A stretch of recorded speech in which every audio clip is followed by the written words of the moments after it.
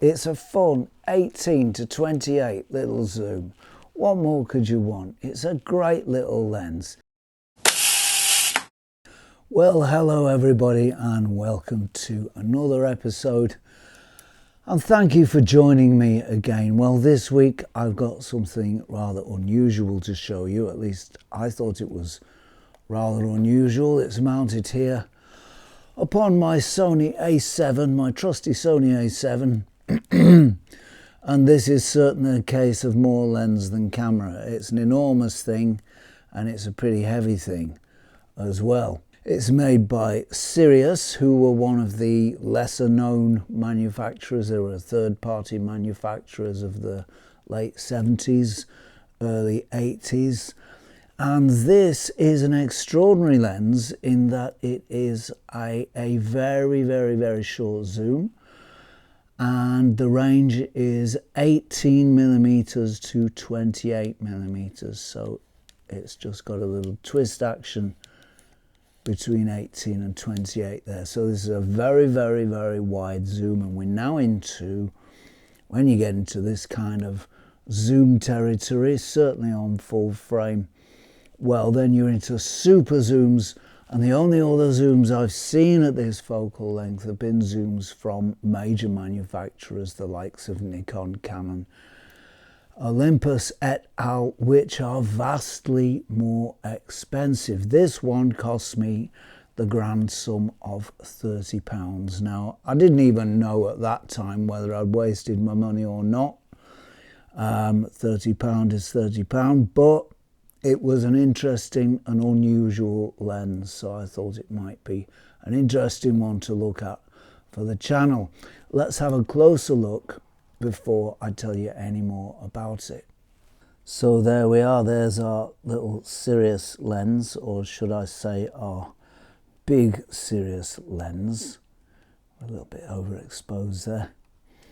And you can see there just how big a lens it is. It really is pretty huge. Even the adapter doesn't add much length to it. It's enormous. It's about, gosh, I don't know, it's about 4 inches long, and it really is heavy. I can't stress how heavy it is. That if I try and balance the camera at any point, it's actually heavier than the camera at most points. That's not working out very well, but I can tell you it is a very, very heavy lens, and it's not really a lens, to be honest, that I'd want to carry around for too long. It could get a little bit of a weight, it could get a little bit irksome, it could get a little bit annoying. There is the lens, and there is the other side of the lens. It's an f4 lens. Where are the aperture markings? There we are. It's an f4 lens, as you can see there, and it runs from f4 right the way up to f22. So this is not a fast lens, and by no means at all anywhere imaginable is this any kind of blur monster. It will make a tiny little bit of blur, but that isn't helped by its fairly short minimum focus distance. I think you can see here of 0.5 of a meter. So it's really not much of a blurry lens at all. It's not made for getting very close. It's for making big wide shots of big wide things. And it actually does that reasonably well. And I'm using that word reasonably for a reason. And that's because it doesn't do things absolutely perfectly.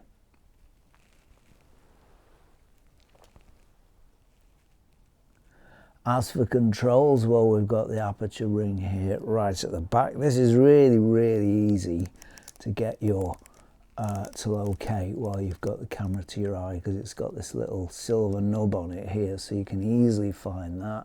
This is the zoom ring, and I do get a bit confused between the zoom ring and the focus ring, which is right at the front there, but by and large the controls are pretty easy to find on this lens. So that's the lens in close-up, and you can see that it does have certain limitations. I think really its unique selling point is that 18 to 28 focal length zoom, and that's really what it's got going for it. It doesn't focus terribly closely, it only goes to 0.5 meters. How nice it would have been if it could have gone that little bit closer, say maybe to 0.3 or even to 0.2 meters. That would have been nice. Then we could have started doing something interesting with it and given it that little bit of a dual character that's nice to have on these lenses sometimes, but it doesn't have that. It only goes to 0.5 meters, and there we are. And it's a fairly slow lens as well. It's an f4 lens, and so even on a digital camera you need pretty good light for this lens. This is a daylight lens or a good indoor light lens, and even though we can push up ISO on our digital cameras, certainly on this Sony full frame I wouldn't want to go above 10,000. On my Fujifilm X-T3 I certainly wouldn't want to go above 6,000, and on this little GH2 here I wouldn't want to go above 1,500 or so. So I think about 10,000 ISO is your limit on here. So it's a fairly good light lens. This is not a lens to use in poor light. Now colour, as for colour, well, colours are actually quite nice with this one, and they do have the potential to be quite rich, quite strong, quite vibrant and quite punchy. And there are shots I've taken with it where colours have really come through, really shone through and really started to pop. However, it's very, very sensitive to changes in light, and the element's right at the front, and it's a very, very circular, almost a spherical element. It's got a lot of curvature on it is what I'm trying to say. So it's going to pick up any stray light that comes in from pretty much any angle. So really I think to get the best out of this, to get the best contrast out of this lens, and I think it's got more potential than I got out of it, is to use it with a hood. And that would need to be quite a big hood as well. It's a fairly large lens mouth here. I think it's about 55mm, and that will need a big hood to get the best out of it and to get the contrast as strong as it can be. Sometimes, in fact much of the time, the contrast on this lens is let down by its propensity to gather any stray light ray that happens to be in the vicinity. It can be a diffuse day, a day with diffuse light, it can be a day with strong light, but it will pick up any stray ray that comes near it. So you've got to use it with a hood. And because of that, many of these images were quite low in contrast. So on its own, as it is, as it stands, this is not a lens with very high contrast. If you manage to shoot with the light behind you and you don't get any stray light hitting the front of the lens at all, then the lens will show what it can do. Then the lens will actually come up with some nice contrast, some nice colour for you. But much of the time it is upset by even the slightest stray of ray of light. Ray of stray light is what I'm trying to say. It's very easily affected by rays of stray light, so you've got to use it with a hood, and that's got to be a pretty big hood as well. Right, when it comes to sharpness, this is not the sharpest lens in the world, and it doesn't give the best showing of itself, even wide open at f4, where it should have some pretty good inherent sharpness. Sometimes the images are soft. Now, I'm not sure, I may have made a mistake, because it's very, very difficult using focus peaking to get the focusing absolutely on point using this lens. The peaking is quite difficult to use because it is such a wide lens, and the peaking is quite easily confused. So this lens doesn't work really perfectly for peaking. It's not a lens that peaking works really easily on. So it's entirely possible that I might just have missed the perfect focus point on one or two of these shots. Some wide open shots I did manage to get acceptably sharp, but really to get anything sharp out of this lens, to get anything resembling very sharp out of this lens, you've got to knock it down, you've got to shut it down to f8. Even f16 I used it at and got some acceptably sharp results, in fact very sharp results at f16, but certainly f8 is where you need to keep it if you want very sharp results. If you're not that bothered about how sharp your results are, you can use f4, you can shoot it wide open, and it is the kind of lens that makes a big panoramic shot and that doesn't show softness terribly easily. So it is that kind of lens, and you can get away with a little bit of softness in your shot. Having said that, it's not the sharpest lens in the world, and it's not the easiest one to get right either, because it's easy to miss that focus point because of the focus peaking. As regards background blur, well, it's not a blur monster. It's an f4 18 to 28 short zoom, so it's not going to make you much blur at all, but what blur there is nice. If you're at minimum focus distance and you've got something in the far background, then that will take on some blur, and the blur effect it takes on is actually quite pleasant. It's really aesthetically pleasing. It doesn't have any swirl, it's not that kind of blur, but it's not the kind of blur that turns harsh. I can't find any harshness in it, and it's certainly not the kind of blur that turns harsh where there are vertical lines or horizontal lines.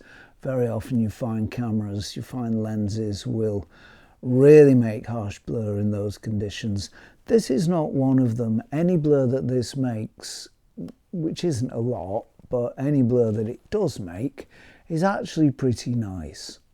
All right, distortion. Ideally on a wide angle lens, you don't want any distortion. So let's just have a quick look at the shots I've taken today. And I do recall there being some distortion in them. I don't think this is a distortion-free lens. No, it isn't. It isn't. In fact, you can see some bowing on those lines there, indicating that this is not a distortion-free lens. It's not filled with distortion. It's not massive, big distortion that you're going to see if you take a shot of a friend, for example. You're not going to see their faces grotesquely malformed. It's not that kind of distortion, and it's not that kind of severe, but it is there. This is not a rectilinear lens. This is not corrected for distortion. It's a simple 18 to 28 short zoom without any distortion correction. I don't think it matters too much, to be honest, because I don't think it's going to be used for, it's not the kind of lens that's, you know, intended to be used for serious architecture shots or serious sort of landscape shots where you need absolutely straight lines to remain absolutely straight. It's a fun lens. It's a lens for being out with your mates. It's a lens for taking wide shots of wide panoramic scenes full of air and light and space. And distortion is not too much to be worried about on this lens, partly because it's a lens that's mostly for fun, but mostly because there isn't that much of it. So yeah, pros, good points about this lens. Well, It's an 18 to 28 zoom and it cost me 30 quid. Where else are you going to find one of those? It gives acceptable images. You may have to do a little post-processing with some of them because it does lose contrast very easily, and personally I'm the kind of photographer who doesn't really like post-processing. I don't do much of it. In fact, I hardly do any of it unless I have to rescue a shot that's almost beyond redemption and I've really messed up. Then I'll do a little PP to, to just get what I can, if I can get anything out of it at all. But usually I just shoot JPEGs and I shoot them straight out the camera. I don't usually muck about with RAW too much because, frankly, I know that's part of the process for some photographers, but for me it isn't. Frankly, I want the images out of the camera and I want them to look good out of the camera. And so I don't want to do a lot of post-processing. But the point is, you may have to with this one because it does lose contrast so easily. You may have to just bring that up in post a little bit. I'm sorry, the light is all over the place today, and it's causing me to become rather irked. Wouldn't it be nice if there was a video camera that you could just push a button and it would do everything for you, and it would take account of the variations in the light and, not mean that you have to do loads of post-processing?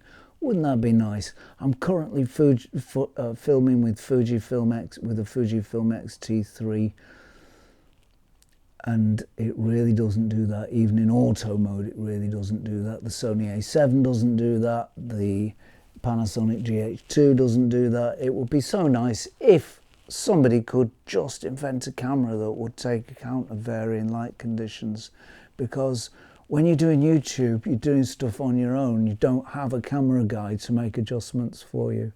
So it really can be quite tough sometimes. Anyway, I'm going right off the point. The point is, what were we talking about? Pros. That's right. It's a fun 18 to 28 little zoom. What more could you want? It's a great little lens.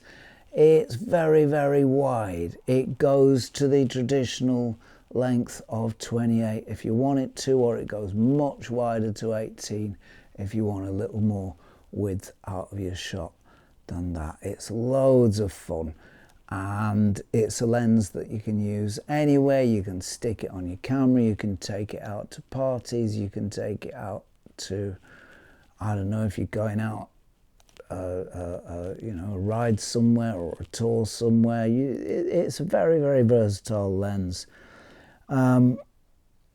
Cons, well, that 0.5 meter minimum focus distance is not great in my eyes. I would like it to have gone much closer than that, to 0.3 or 0.2 centimeters. And also, it's a very slow lens. Why make it an f4 lens? Why make it not at least an f2.8 lens? It's big and heavy. Maybe it would have had to be twice as big and heavy to be an f2.8. I really don't know. Back in the day, the tech was different. But that's the lens. It's a nice little lens. It's a fun little lens. It's a cheap little lens, and it will give you the wide, short zoom experience for very, very little money. I bought this one for 30 quid. They're regularly on sale for 30, 40 quid. And I think they're pretty much at the price. They're a bargain if you want to just play around with some wide shots. A very nice lens, and well worth considering, well worth having a little play around with. So that's it from me for today. Thank you very, very much for watching. I hope this episode has been useful. I hope it's been instructive. I hope it's been helpful in some sort of way. Many, many thanks to everybody who keeps coming back to this channel to watch this show. I really do appreciate it. Many, many thanks to subscribers. That's a heartfelt thanks to you. Many, many thanks to patrons. That is a heartfelt thanks to you also. Thank you everybody for your support. As for me, I think that's it for now. So if you're not doing anything too bothersome, irksome, irritating or annoying next week at around this time, please do join me for a spot more Zenography. Cheerio all.